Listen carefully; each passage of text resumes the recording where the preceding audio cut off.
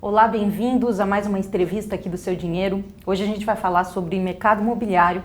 Quem está comigo é o Rodolfo Amstalden. Ele é colunista do Seu Dinheiro, é sócio fundador da Empíricos e você provavelmente já viu ele por aí falando sobre renda fixa, renda variável, mas talvez você não saiba que ele também está se especializando em investimentos no mercado imobiliário, né, Rodolfo? Sim, eu gosto bastante desse assunto, né? Inclusive, como pessoa física, já fiz vários investimentos em imóveis e tenho estudado cada vez mais sobre o assunto, né? Tanto aqui no Brasil quanto lá fora. É um tema que me agrada bastante. Bom, também me agrada, também gosto muito desse setor, quem acompanha minhas newsletters sabe disso. Agora, Rodolfo, eu queria conversar com você primeiro sobre conjuntura. A gente sabe que no início do ano a perspectiva era que o mercado imobiliário entraria num novo ciclo de alta. Só que aí veio o coronavírus, tudo mudou, e eu queria saber se esse cenário também mudou para o setor imobiliário ou não. Putz, eu sei que fica esse gostinho de uma falsa promessa, né? Mas primeiro que eu acho que não é nenhuma perspectiva. Principalmente nos grandes centros, e aqui São Paulo foi um exemplo muito marcante disso, né? A gente já percebeu, com vários indicadores objetivos, um aquecimento do mercado imobiliário, né? Então não ficou naquele terreno da falsa promessa, assim, já estava acontecendo. E sobre mudança de cenário, agora com a crise do corona, eu acho que não é bem uma mudança de cenário, eu acho que é um adiamento, né? Então aquelas expectativas que a gente tinha ali, que já estavam começando a se concretizar, passam a ser postergadas para 2021 por causa do corona, né? Mas todas as condições macroeconômicas continuam dadas para o Brasil ter um ciclo de aquecimento do mercado imobiliário, né? Inclusive, o corona traz até uma ajuda adicional, né? E aqui não estou nem querendo ver fatos positivos onde só há negatividade, né? Mas, de fato, assim, a queda dos juros, né, que já foi para um nível bem abaixo do que se previa no começo do ano, né? E pode continuar caindo, inclusive, com a atuação do Banco Central, seria mais um catalisador para aquecimento de mercado imobiliário. Como eu falei, foi adiado, não é mais 2020, mas já no segundo semestre de 2020 ou principalmente 2021, a gente tem que estar preparado para esse aquecimento voltar com tudo, né? E como o mercado adianta as expectativas, também não é a questão de tipo, eu vou ficar sentado aqui esperando, porque logo mais isso já pode voltar. Entendi. Agora, quando você fala em mercado imobiliário, é um termo muito amplo, né? O que exatamente significa investimento em real estate? Tá. Bom, lá fora a gente usa muito essa expressão, né? Aqui no Brasil também dentro do mercado financeiro, o real estate, ele acaba englobando tanto o investimento em imóveis físicos, né? Que no jargão de mercado a gente chama de tijolos, quanto investimento em fundos imobiliários, tá? Então são essas duas classes de ativos, tá? Então, quando eu falo de real estate, eu posso falar tanto de imóveis físicos quanto de fundos imobiliários. Os raciocínios são muito análogos. Tem algumas diferenças ali, práticas, operacionais, mas o raciocínio é muito análogo, né? E o real estate é super relevante, tá? Representa, em termos globais, 56% da riqueza, né? Então, óbvio, quase todo mundo aí tem as famílias, né? No Brasil, lá fora, tem ou querem ter uma propriedade para morar, né, uma moradia, além dos investimentos. Então 56% da riqueza global está depositada em ativos imobiliários, é a classe de ativos mais relevante, né? E mesmo se você pegar especificamente os portfólios multimercados, 16% dos portfólios multimercados estão alocados em ativos imobiliários.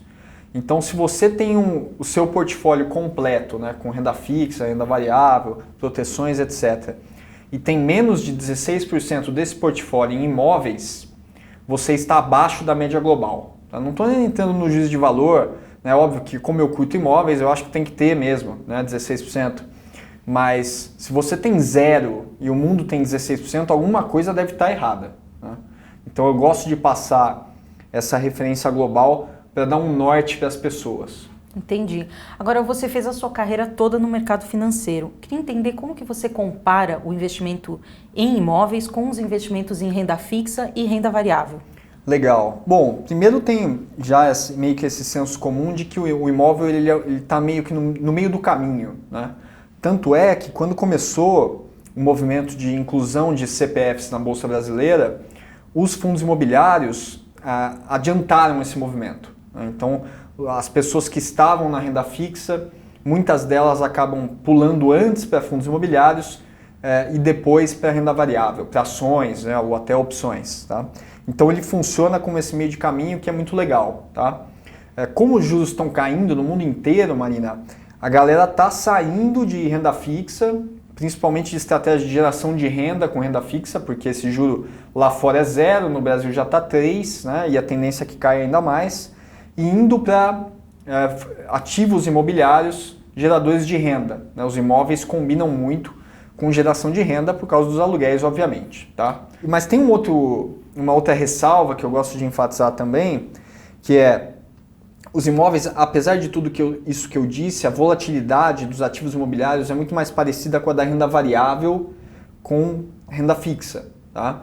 Então eu não gosto também de iludir as pessoas falando que imóveis são renda fixa.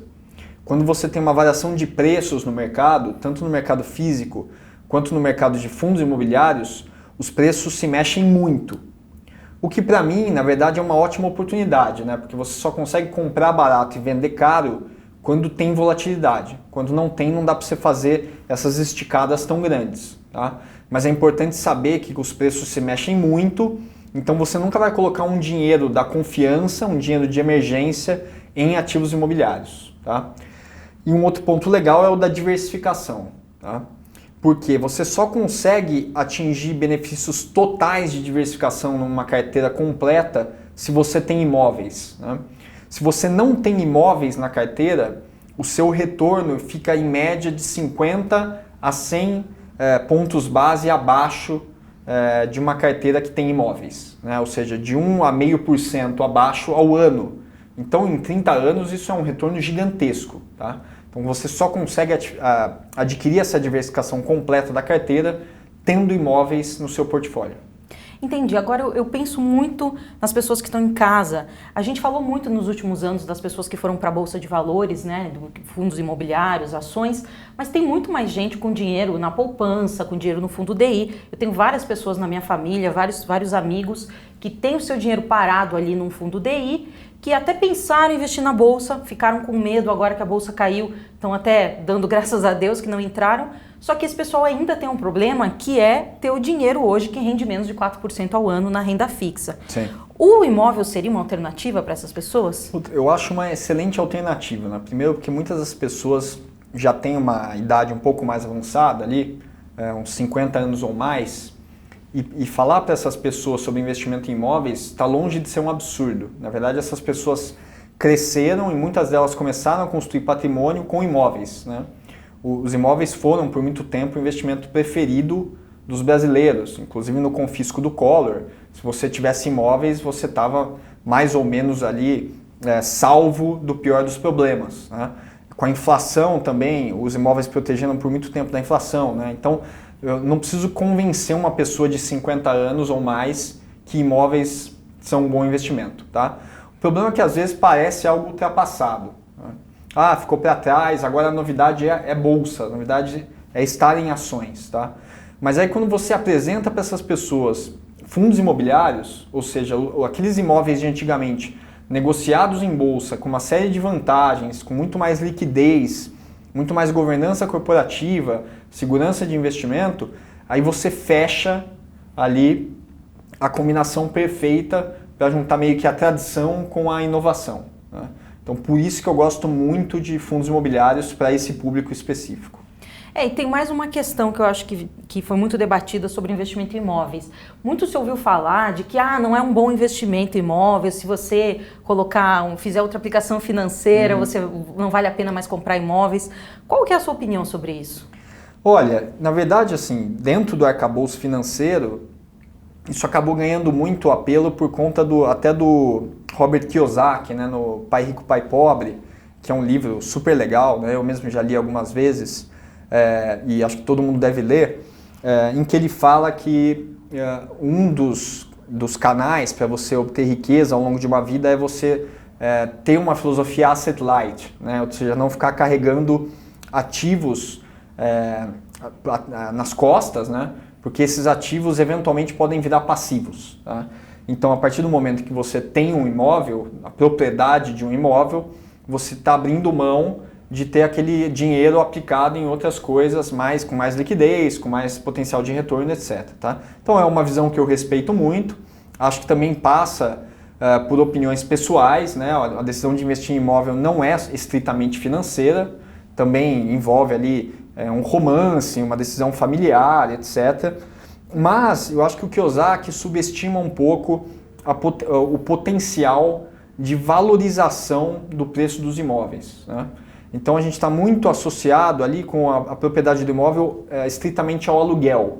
Quando na verdade se você faz um investimento em imóvel com um timing bom, que não precisa ser o timing ideal, né, que o timing ideal ninguém consegue ter, mas com um bom timing no começo do ciclo imobiliário, ou se aproveita de oportunidades específicas, muitas vezes de 70% a 80% do seu retorno total é obtida com ganho de capital.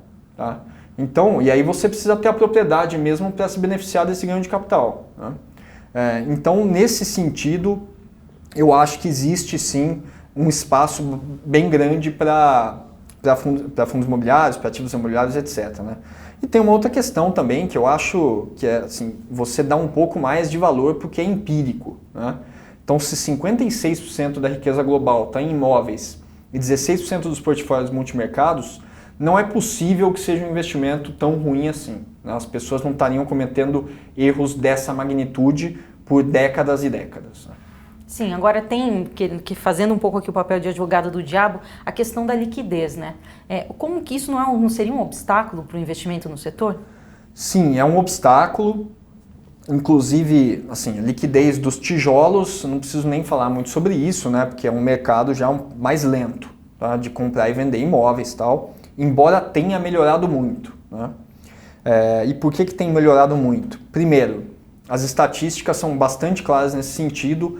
A troca de mãos para proprietários de imóveis, se você comparar com 50 anos atrás, ela aumentou de 5 a 10 vezes dependendo do país. Tá? Então, nos países mais Brasil, 5 vezes, países mais Estados Unidos, 10 vezes. Então, não é mais tão difícil você encontrar compradores e vendedores. Os imóveis estão trocando de mãos muito mais rápido. Isso é ótimo para o dinamismo do mercado. Além disso, houve um choque de tecnologia, né? Houve e está ainda acontecendo. Tá?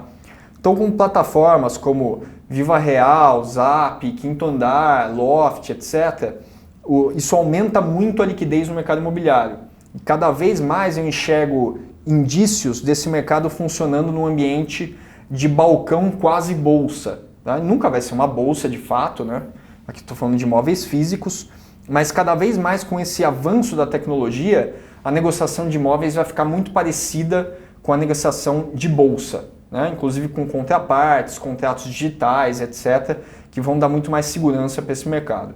E com os fundos imobiliários, no Brasil, essa é uma categoria que está crescendo muito, os fundos estão fazendo várias emissões, estão ganhando liquidez, bastante liquidez, então já tem fundos imobiliários que têm movimentação diária comparável a de ações até large caps, né? E esse é um movimento que você não volta para trás, é efeito catraca, você só vai para frente. Tá?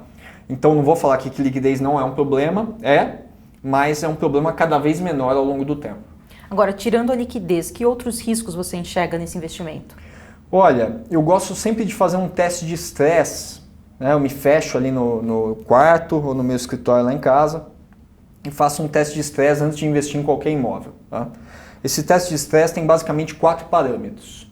Primeiro eu imagino primeiro enxergo como está e como pode ficar a vacância do imóvel. A vacância é se o imóvel está vazio. Existe a vacância física e a vacância financeira. A vacância física, obviamente, se o locatário não está lá. A vacância financeira, se o locatário às vezes está lá, mas não está pagando. Então você tem um componente de inadimplência.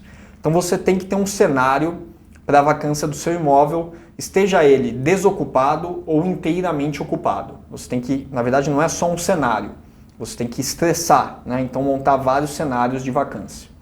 Segundo, preço de aluguel. O que eu imagino para a dinâmica do preço de aluguel ao longo dos próximos 3 anos, por exemplo? Poxa, os aluguéis vão ficar mais caros, vão cair, né? Como a inflação vai mexer no preço do aluguel? Isso é super importante também para o teste de estresse. Terceiro, Se eu usei dívida para comprar o imóvel, eu tenho que entender o que pode acontecer com aquele perfil de dívida. O que pode acontecer com taxa de juros, se é uma dívida pré ou pós-fixada, se ela é corrigida também pela inflação, porque às vezes você compra um imóvel como um excelente investimento, mas toma uma dívida ruim e a dívida contagia o seu imóvel e ela destrói um investimento que poderia ter sido excelente. Tá? E como quarto parâmetro, eu gosto muito de pensar também no timing do investimento. Tá? Você tem que estar atento a ciclo imobiliário, isso faz uma diferença gigantesca. Se você comprar um excelente imóvel ao fim do ciclo imobiliário, provavelmente você vai fazer um mau investimento. Então um pouco de timing a gente tem que acertar também. Que é aquilo que a gente falou no começo da conversa, né? Sobre esse ciclo do segmento que está puxando uma alta, né? Exatamente, né? Inclusive se você é um investidor que pensa em ir atrás de barganhas, tanto nos imóveis físicos quanto em fundos imobiliários, este é um momento muito favorável. Né? Esse é um momento de crise do coronavírus ali, em que, infelizmente, assim, as pessoas estão se desfazendo com razão ou sem razão, por impulso, etc., por necessidade, estão se desfazendo de ativos imobiliários ou de fundos imobiliários sem pensar no preço. Né? Estão saindo porque tem que sair. Então, um investidor que tem uma posição de compra neste momento, né, inclusive ao longo dos próximos meses, tem uma vantagem muito interessante nas mãos para poder surfar essa recuperação de ciclo lá no segundo semestre ou em 2021. Agora, quem quiser entrar no mercado imobiliário, quais seriam as estratégias para multiplicar o capital? Você pode citar algumas? Tá bom. Bom, tem várias estratégias, né? Inclusive eu preparei um curso muito legal. A gente já vai falar um pouco mais sobre isso, né? Vai estar disponível aí no Seu Dinheiro, em que eu listo dezenas de estratégias diferentes para investimento em imóveis, né? Literalmente. Eu vou falar rapidamente de 3 delas que eu gosto muito. Tá? A primeira estratégia é a estratégia do Buy It, Fix It, Sell It. Né? Que é você compra um imóvel que está meio baqueado, você adiciona um valor de obra a esse imóvel, né? Que pode ser, se você é um engenheiro civil, mais fácil ainda, né?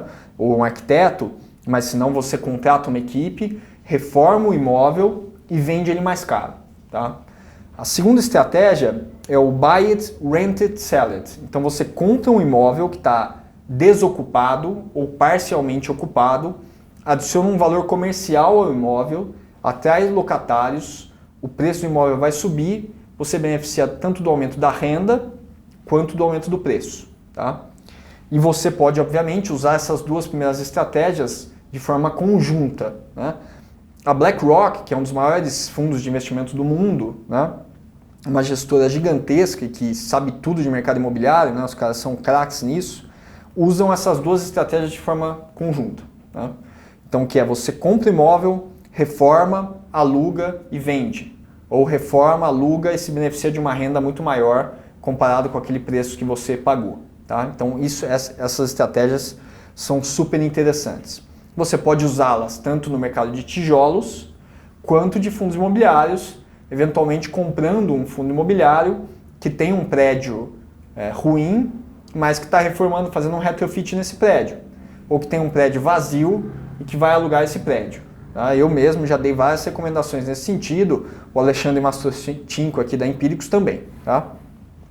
E a outra estratégia, embora tenha algo de mórbido, né, mas a gente tem que falar porque é uma realidade, é a estratégia dos Ds imobiliários. Eu não sei se você já ouviu falar disso, mas basicamente, lá eu vou falar em inglês, né, porque é como está feito o bordão ali, né, mas death, divorce, debt e disease. Né? Então, quando você tem situações de morte na família, situações de divórcio, de doença ou de dívida, as pessoas precisam vender imóveis por motivos extemporâneos, né, que não pertencem a elas necessariamente. Elas têm que vender porque têm que vender, né, não por vontade própria, ou não por uma estratégia de investimento.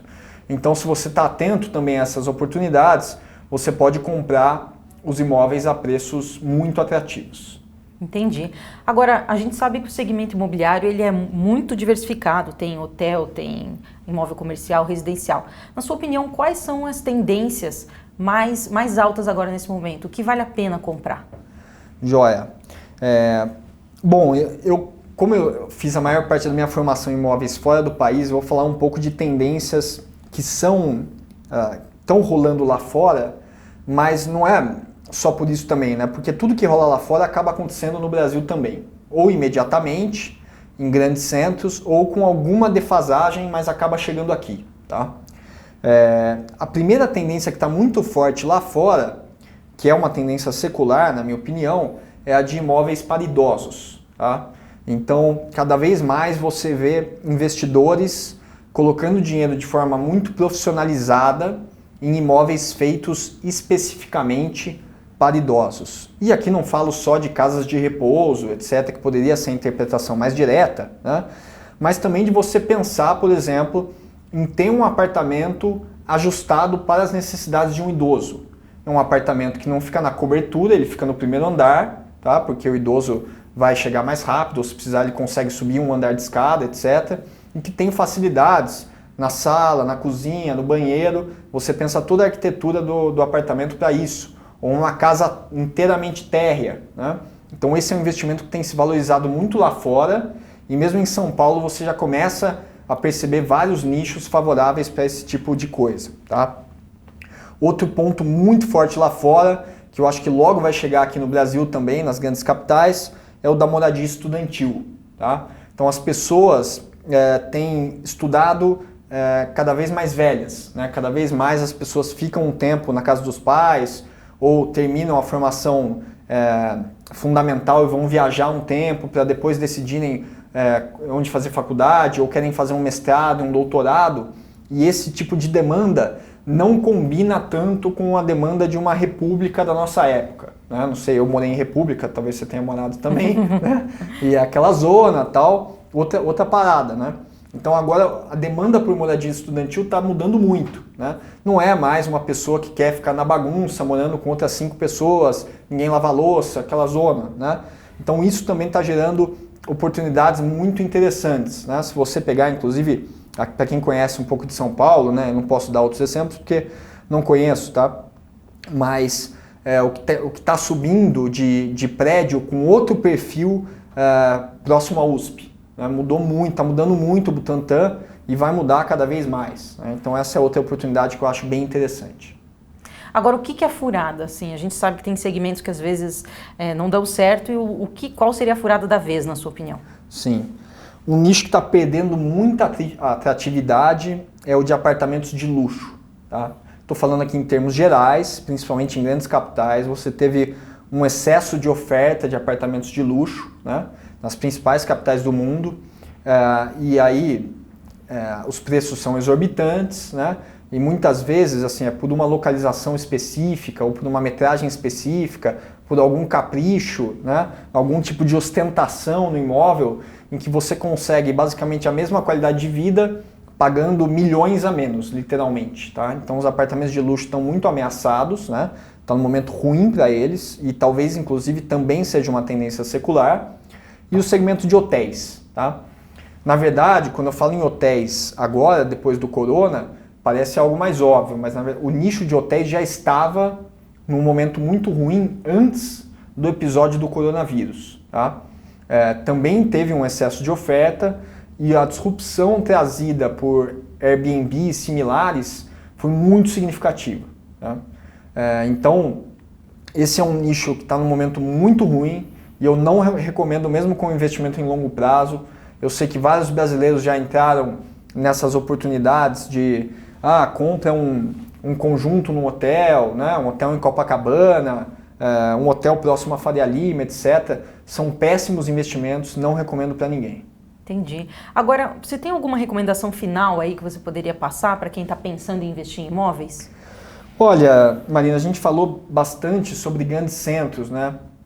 Na verdade, tem uma expressão técnica para isso quando você está falando de investimento em imóveis, que é dos gateway markets, né? Que são alguns mercados especiais que você tem que estar de olho neles, né? Ou também, muita gente usa a expressão superstar cities, né? São Paulo é uma delas, o Rio, embora esteja num momento ruim, tipicamente é uma delas, Nova York, para citar um exemplo óbvio, Paris, né? Então tem vários casos tanto aqui no Brasil quanto lá fora. E você tem que olhar para os gateway markets para adiantar essas tendências, né? Antes que elas aconteçam, antes que elas façam preço.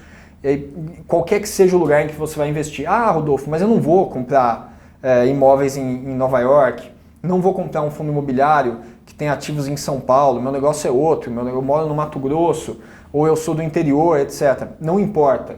Você tem que olhar para o gateway market para entender o que vai acontecer na sua região. Por menor que seja a sua cidade, tem um vínculo muito grande e uma defasagem muito interessante para você explorar, né?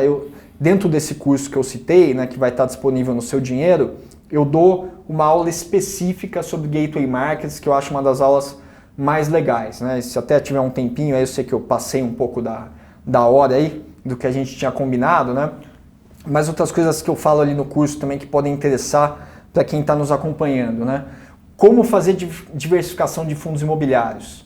Às vezes as pessoas vão amontoando fundos imobiliários na sua carteira, né? Ah, vi esse, gostei, vi esse, gostei, vi esse, gostei, e não tem uma ideia de quantos fundos imobiliários é o ideal para ter na carteira, qual a combinação entre os FIIs, né? Eles têm perfis muito diferentes, tem alguns fundos imobiliários que são mais para ganhar capital, outros para gerar renda, né?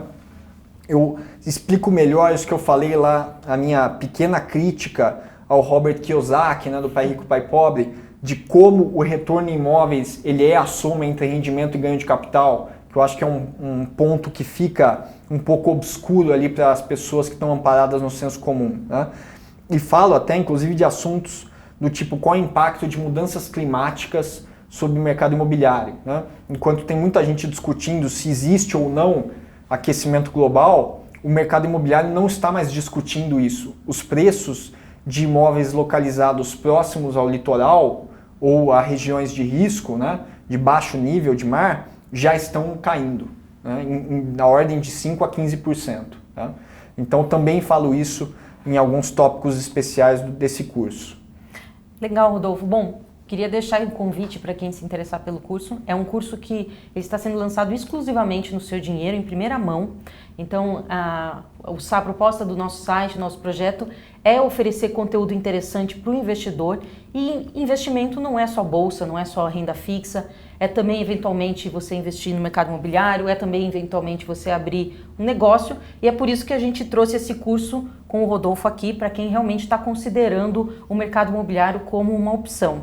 Rodolfo, você podia explicar um pouquinho mais do curso? Assim, são quantas aulas, qual vai ser o preço, passar para o pessoal bem certinho? Bom, a primeira coisa que eu falaria sobre o curso bom, se você não gostou dessa nossa conversa, acho que o curso não é para você, né? Porque justamente o que tem lá de conteúdo, eu gravei várias aulas, são aulas de, em média, 15 minutos, né? Se eu não me engano, são 9 aulas, e é justamente nesse formato. Primeiro porque ninguém tem tempo a perder, né? Você vai ficar assistindo uma aula de 1 hora na internet cheia de encheção de linguiça, né? Então eu quis ser muito direto ao ponto, trazendo muito insight, né? Pouca historinha, pouco blá blá blá e muito insight para a pessoa que quer investir em real estate, né? Então nessas aulas basicamente eu vou detalhar, esmiuçar, trazer vários exemplos práticos de muitos dos assuntos que a gente acabou abordando aqui na nossa conversa, né? E a gente quis fazer super acessível, inclusive temos aqui na Empíricos tentamos ter pelo menos, né, uma grande sensibilidade em relação ao momento que a gente passou e aqui ainda passa no Brasil e no mundo, né, por conta do coronavírus, e ninguém está podendo gastar muito dinheiro, né? Então eu tentei fazer um curso super completo que acho que gera bastante valor para o investimento em imóveis e assim, 3 parcelas de R$250, né? Basicamente um custo quase preço de custo aqui, um negócio quase simbólico ali para quem curte investimento em imóveis. E de novo, né, eu tentei trazer para o curso ideias que vão gerar valor. Uma dessas ideias, tem várias lá, né, mas uma dessas ideias seria suficiente para mais do que pagar várias vezes o preço do curso, né? Então o negócio para você ganhar em cima, o próprio curso é um investimento, né?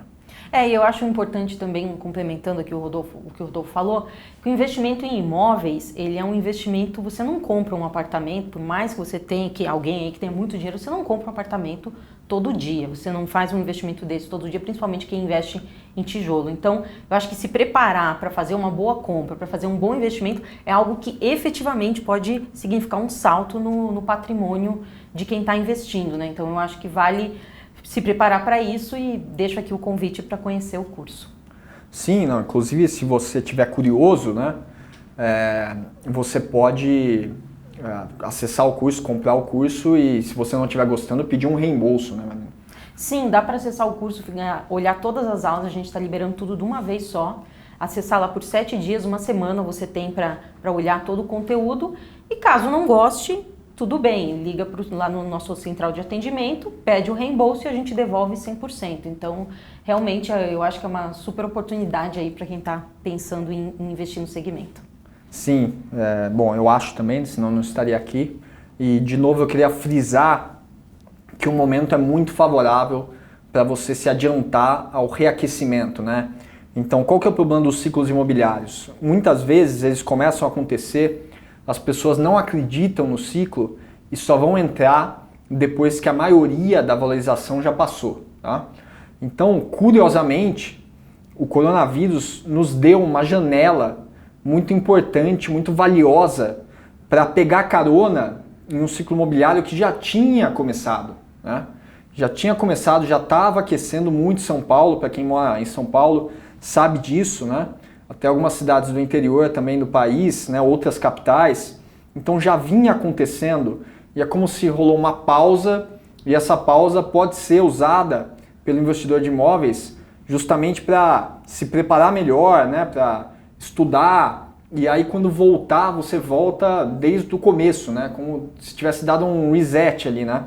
E acho que esse é um momento realmente favorável para você extrair algo de bom aí do episódio do Corona. Legal, muito obrigada, Rodolfo. Quem tiver interesse para adquirir o curso é só clicar no botão que está aparecendo embaixo desse vídeo e estamos aqui para tirar novas dúvidas e trazer mais conteúdo para você. Valeu, Marina!